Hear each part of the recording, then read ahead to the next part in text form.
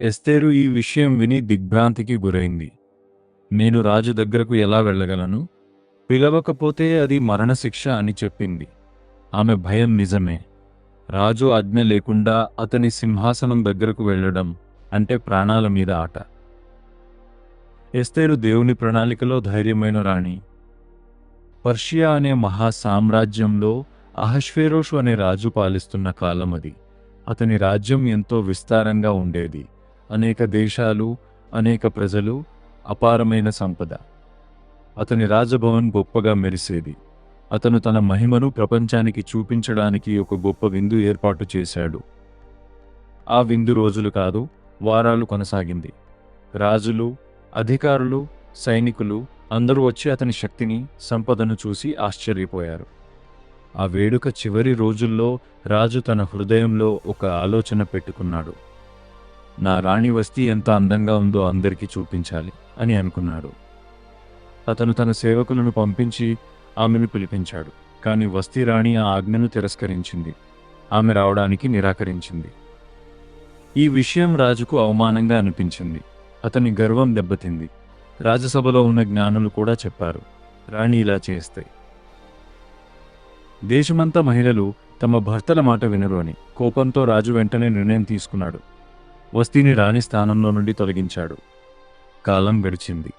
రాజుకు ఒంటరితనం అనిపించింది. అతని సేవకులు ఒక సలహా ఇచ్చారు. దేశం నలుమూల నుండి అందమైన యువతులను తీసుకురావాలి. వారిలో ఒకరిని రాణిగా ఎంపిక చేయండి అని. ఆ ప్రకారం యువతులను రాజభవనానికి తీసుకువచ్చారు. అందులో ఒక అమ్మాయి ఉంది. ఎస్తేరు. ఆమె జీవితం చిన్నప్పటి నుంచే కష్టాలతో నిండింది. తల్లిదండ్రులు లేకుండా అనాథగా పెరిగింది. ఆమెను ఆమె మామ మొర్దెకై ప్రేమతో పెంచాడు. అతను ఆమెకు దేవునిపై విశ్వాసం నేర్పాడు. వినయం, సహనం, ధైర్యం ఇవన్నీ ఆమె జీవితంలో నాటాడు. ఎస్తేరు రాజభవనానికి వచ్చినప్పుడు కూడా ఆమె తన వినయాన్ని కోల్పోలేదు. ఇతర అమ్మాయిలు తమ అందాన్ని చూపించడానికి ప్రయత్నిస్తుంటే ఎస్తేరు ప్రశాంతంగా, నిశ్శబ్దంగా ఉండేది. ఆమె స్వభావం అందరినీ ఆకట్టుకుంది. రాజభవనంలో ఉన్నవారందరికీ ఆమె మీద ప్రత్యేకమైన గౌరవం కలిగింది. చివరకు రాజు ఆమెను చూసినప్పుడు అతని మనసు వెంటనే ఆకర్షితమైంది. ఆమెను ఇతరుల కంటే ఎక్కువగా ఇష్టపడ్డాడు. ఆమె తలపై కిరీటం పెట్టి తన రాణిగా ప్రకటించాడు. ఒక అనాథ అమ్మాయి ఇప్పుడు దేశపు రాణి అయింది. కానీ ఈ మహిమ వెనుక ఒక రహస్యం ఉంది. ఎస్తేరు యూదురాలు, కానీ ఆమె ఆ విషయాన్ని ఎవరికీ చెప్పలేదు.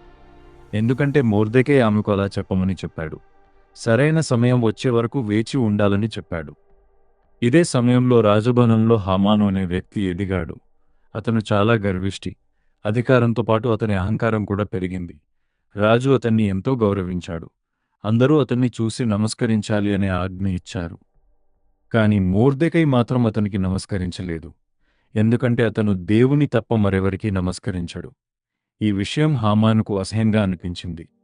అతని కోపం ఒక్క మొర్దెకై మీద మాత్రమే కాదు, మొత్తం యూదుల మీద పడింది. అతను ఒక భయంకరమైన కుట్ర పన్నాడు. ఒకే రోజులో దేశం అంతటా ఉన్న యూదులందరినీ చంపాలని నిర్ణయించాడు. అతను రాజును మోసం చేసి ఆ ఆజ్ఞను కూడా పొందాడు. రాజు తన ముద్రతో ఆ ఉత్తర్వును విడుదల చేశాడు. ఆ వార్త దేశమంతా వ్యాపించింది. యూదులందరూ భయంతో వణికిపోయారు. ఇళ్లలో ఏడుపులు వినిపించాయి. ప్రజలు ఉపవాసం చేసి ప్రార్థించడం ప్రారంభించారు. మొర్దెకై బట్టలు చింపుకొని, బూడిద చల్లుకుని నగర ద్వారంలో కూర్చుని దుఃఖించాడు. అతను ఎస్తేరుకు సమాచారం పంపించాడు. ఇది ఒక ప్రమాదం, నువ్వే మనల్ని కాపాడాలి అని చెప్పాడు. ఎస్తేరు ఈ విషయం విని దిగ్భ్రాంతికి గురైంది. నేను రాజు దగ్గరకు ఎలా వెళ్ళగలను? పిలవకపోతే అది మరణశిక్ష అని చెప్పింది. ఆమె భయం నిజమే. రాజు ఆజ్ఞ లేకుండా అతని సింహాసనం దగ్గరకు వెళ్ళడం అంటే ప్రాణాల మీద ఆట. అప్పుడు మొర్దెకై ఆమెకు ఒక గొప్ప సత్యం చెప్పాడు. ఎస్తేరు, నువ్వు ఇప్పుడు రాణివి కాబట్టి సురక్షితంగా ఉంటావని అనుకోకు.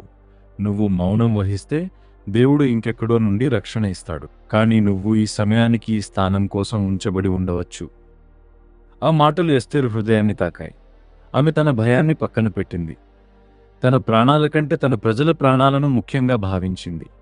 ఆమె ఒక గొప్ప నిర్ణయం తీసుకుంది. నేను రాజు దగ్గరకు వెళ్తాను, చనిపోతే చనిపోతాను. అయితే ఆమె తొందరపడి చేయలేదు. ముందు దేవుని దగ్గరకు వెళ్ళింది.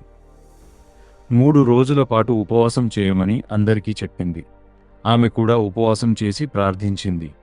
ఆ 3 రోజులు ఆమె జీవితంలో అత్యంత కీలకమైన సమయం. 3వ రోజు ఆమె రాజసభ దుస్తులు ధరించి రాజు సింహాసనం దగ్గరకు నడిచింది. ఆ క్షణం చాలా టెన్షన్తో నిండింది. రాజు ఆమెను చూసి కోపపడితే అదే చివరి. కాని దేవుని కృపను చేసింది. రాజు ఆమెను చూసి ఆనందించాడు. తన బంగారు దండాన్ని ముందుకు చాపాడు. అది ఆమెకు జీవితం ఇచ్చిన క్షణం. రాజు అడిగాడు, నీ కోరిక ఏమిటి? ఎస్తేరు వెంటనే చెప్పలేదు. ఆమె జ్ఞానంతో వ్యవహరించింది. ఒక విందుకు ఆహ్వానించింది. హామానుని కూడా పిలిచింది. హామాను ఎంతో గర్వంగా ఆ విందుకు వెళ్ళాడు. రాణి నన్నే ప్రత్యేకంగా పిలిచింది అని అతను ఆనందపడ్డాడు.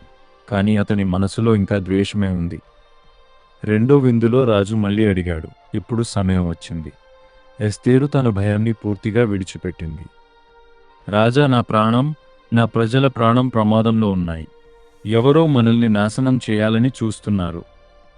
రాజు కోపంతో అడిగాడు, ఆ వ్యక్తి ఎవరు? ఎస్తేరు నేరుగా హామాను చూపించింది. ఇదిగో ఈ దుష్టుడు. ఆ క్షణం అన్నీ మారిపోయాయి. హామాను భయంతో వణికిపోయాడు. రాజు కోపంతో బయటకు వెళ్లి తిరిగి వచ్చేసరికి హామాను ఎస్తేరు దగ్గర క్షమాపణలు కోతూ కనిపించాడు. అది చూసిన రాజు మరింత కోపంతో అతన్ని శిక్షించమని ఆజ్ఞ ఇచ్చాడు. హామాను తయారు చేసిన ఉరితాడుకే అతన్ని వేలాడదీశారు. ఆ తరువాత యూదుల మీద ఉన్న ఆపద తొలగిపోయింది. కొత్త ఆజ్ఞ వచ్చింది. వారు తమను తాము రక్షించుకోవచ్చు. చివరికి వారు విజయం సాధించారు. దేశమంతా ఆనందంతో నిండిపోయింది. కన్నీళ్లు నవ్వులుగా మారాయి. భయం ధైర్యంగా మారింది. ఆ రోజు నుండి పూరీం పండుగ జరుపుకుంటున్నారు. ఎస్తేరు కథ ఒక గొప్ప సత్యాన్ని చెబుతుంది. మన జీవితంలో ప్రతి స్థానం, ప్రతి సమయం యాదృచ్ఛికం కాదు. దేవుడు ఒక ప్రణాళికతో మనల్ని ఉంచుతాడు. మనం ధైర్యంగా ముందుకు వెళ్తే ఆయన మన ద్వారా అద్భుతాలు చేస్తాడు.